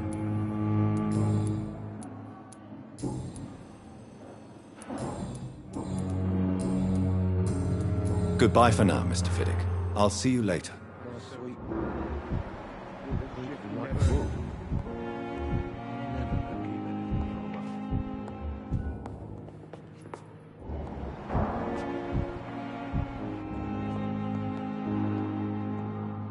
Good evening, madam. Can I help you? It's my son who needs you, sir. I'm Dr. Jonathan Reed.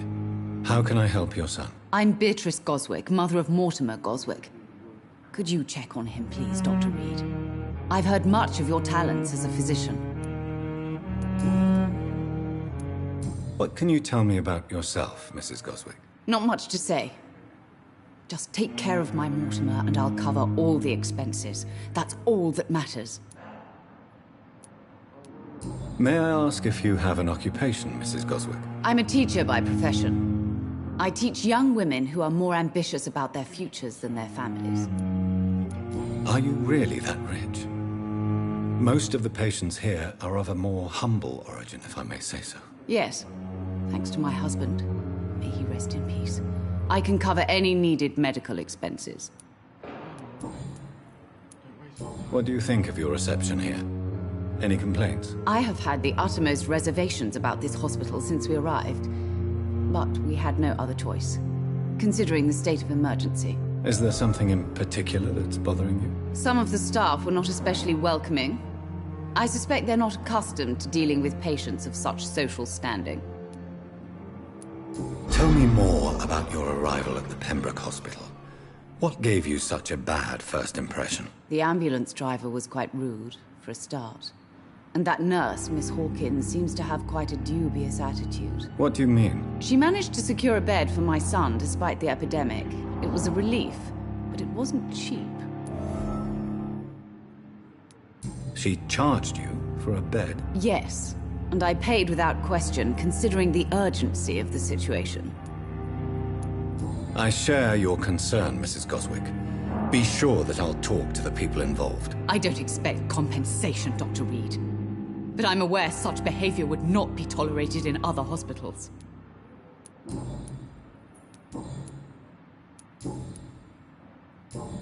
Goodbye, Mrs. Goswick.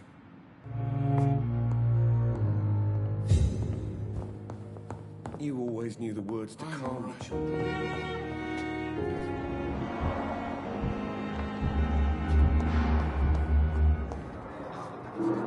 Good evening, Nurse Hawkins. Good evening, Dr. Reed. Goodbye, Nurse Hawkins.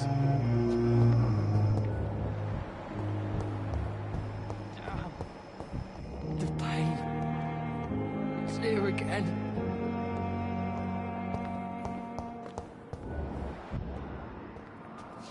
Good evening, Mr. Hampton. How do you feel? Dr. Reed, is it? Oh, sir, I must apologize for my behavior. What do you mean? I was not myself in the factory. Fear and exhaustion made me say awful things to you, I'm afraid. You remained perfectly nice and polite. A little delirious, perhaps. But who wouldn't be after enduring an abduction? Thank you, Doctor. That's a relief. Now all I need to do is rest and return to my flock.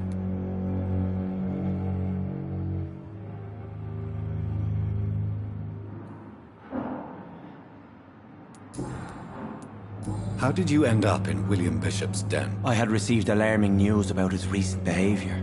I went to his place and he refused to let me go. Why did he abduct you? William was an alcoholic. His addiction suddenly changed to blood. I don't know why. Just like a patient I met here. This Miss Hawcroft. You dared to enter this awful place alone. You're a hero, Mr. Hampton. Or a fool. I'm just a man trying to help his friends, Dr. Reed. William Bishop was a conflicted soul, searching for light. Do you know Tom Watts? The bartender from the Turtle. I met him before I found you in the canning factory. Tom? Yes, of course. Always the helping hand, good old Tom. Without men like him, corruption and despair would have wiped out the East End long ago. People are still in despair. How could it be otherwise? The authorities have left us all to rot in this contagious nightmare. No drugs, no advice, nothing. It's a damn shame. Who should I avoid in this part of town, then? Any particularly evil figures? Not really. Most men and women are just doing their best. And it's not my habit to speak ill of people I know, Doctor. What is the general situation in the East End docks? The situation has always been tough, with a lot of tensions between the gangs and the dockers' trade union. The wet boot boys are very nervous since they lost their leader. Who leads the gang now? Since Clay Cox went missing, it's his wife Edwina who runs the show, with the assistance of her minion, Booth Digby. Has the gang been threatening you? Ah, no. I have had this nickname for so long, you know, the sad saint of the East End. No one dares to bug a saint, not even criminals.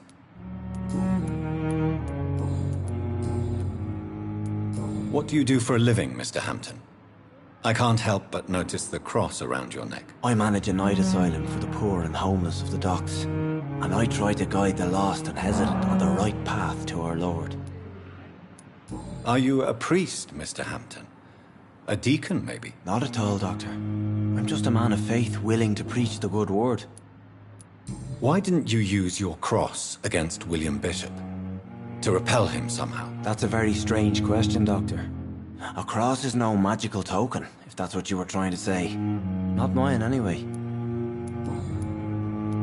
How do you feel, Mr. Hampton? Medically speaking, I mean. I feel exhausted. Beyond exhaustion, actually. William drank so much of my blood in his madness. I feel empty. You're in good hands here. Dr. Swansea is well versed in blood transfusion, and I'm sure he'll take the best care of you. Thank you, sir. I believe all I need is rest, and then I can go back to the people who need me. Have you made friends since you arrived? Not really, but I recognize Miss Harriet Jones. I knew her when she lived by the docks. That poor woman had such a miserable life. You never came to see her here at Pembroke? Receiving visits when sick can be an important part of the healing process, you know. We're not just bodies. You're preaching to the converted now, Doctor. To be truly honest, I thought she was dead. She left the docks many months ago.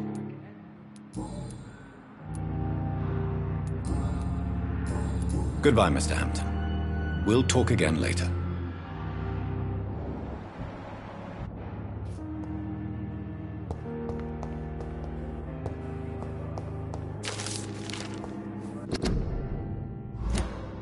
Disgust on every street corner. The daily routine.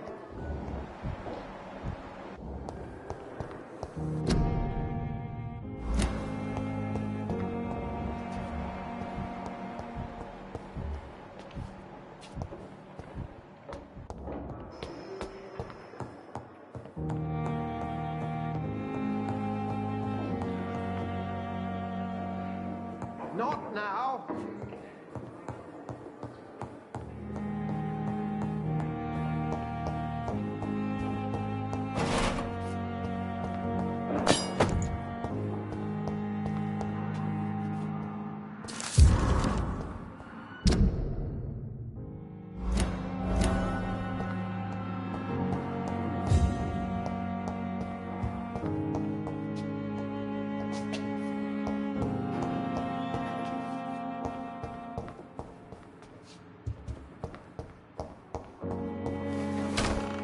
This must be the place. It's definitely away from prying eyes. Relegated to the shadows. A kingdom of my own. At least I won't be sleeping in a coffin.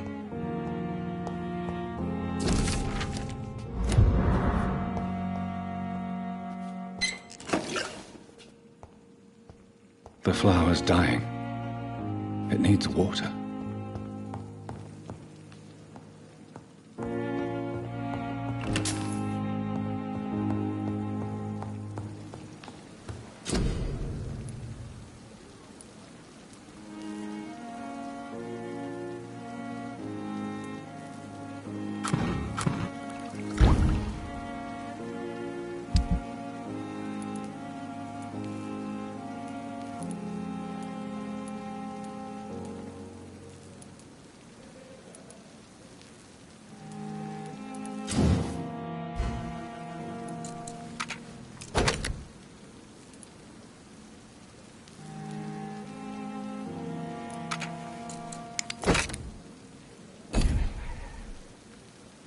William Bishop's blood is much more unstable than human blood and shows extensive mutation. But this is not what happened to me. I must keep on searching. The sun is about to rise. I can feel it. I'll continue tomorrow night. I have so much time now.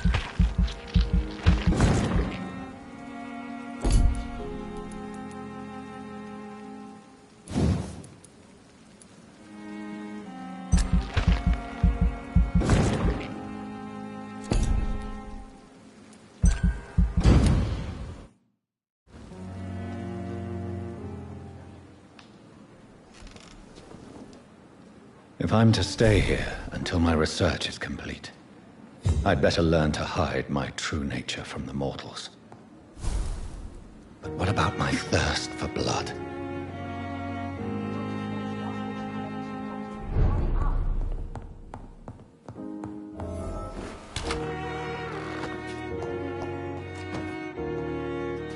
Yes, Nurse Crane? How can I help you? I'm so sorry. I know Dr. Swansea wanted you to rest, but we have somewhat of a crisis. A crisis, you say? Our supply of antiseptics is nearly depleted. I was hoping there was another box up here, but...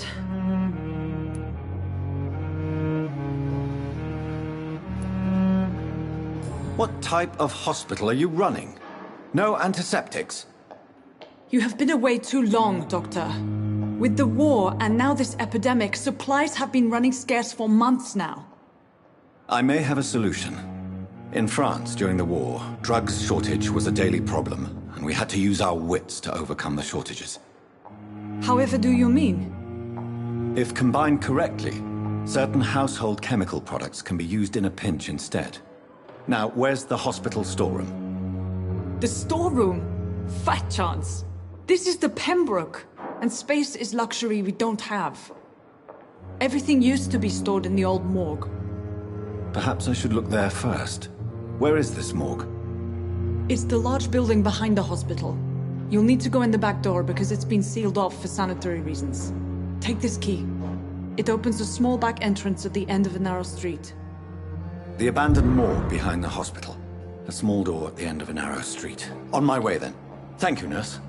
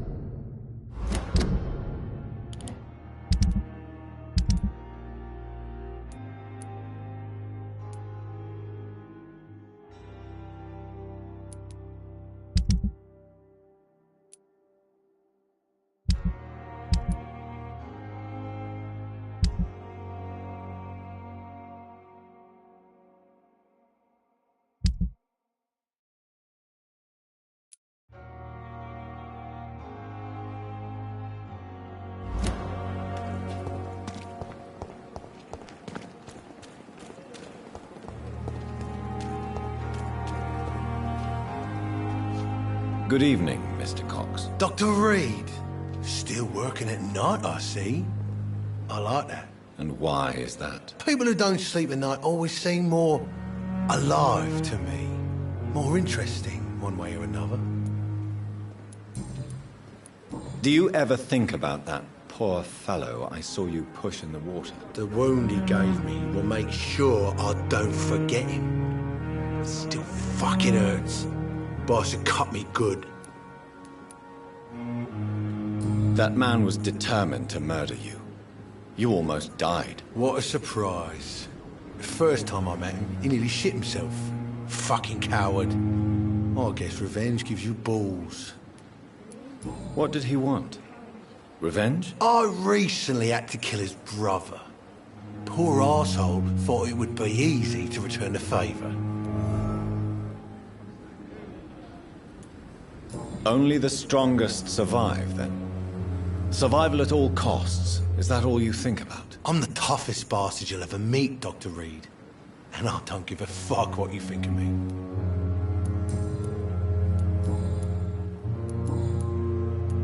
How long do you think you can escape the law, Clay? I know this city like the back of my hand, Doc. I know its streets, who to pay, who to avoid, and who to bully. I won't get caught.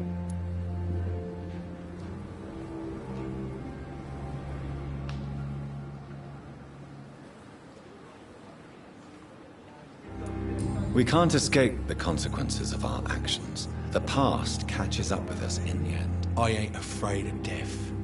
I don't hide who I am. I live my life honestly, which is more than I could say for most folks. And who are you, then? I'm the leader of the Wet Boot Boys. One day, I'll leave this shitty place and punch in the face all who thought I would not come back.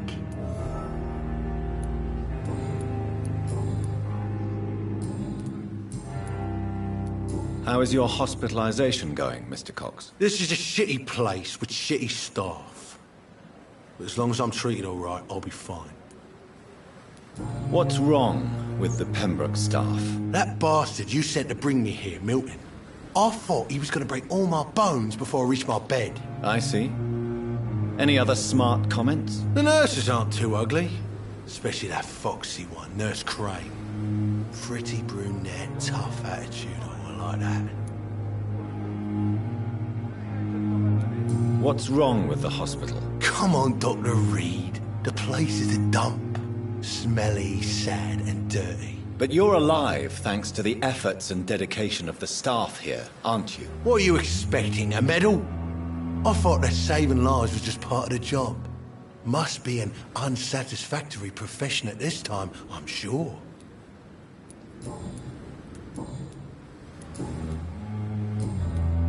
I'll leave you for now, Mr. Cox.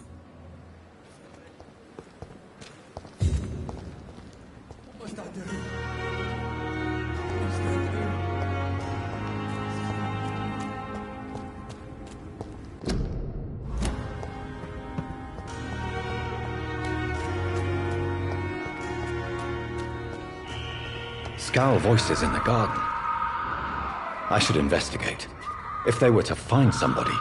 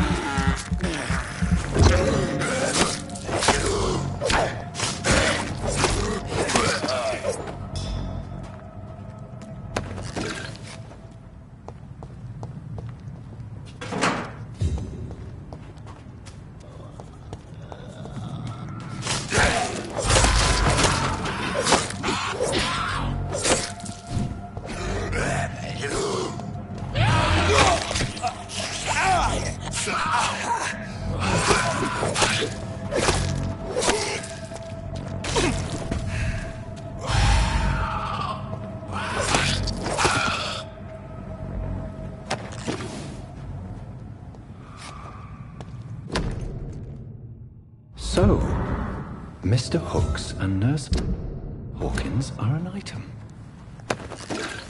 Those two have hidden their affections well.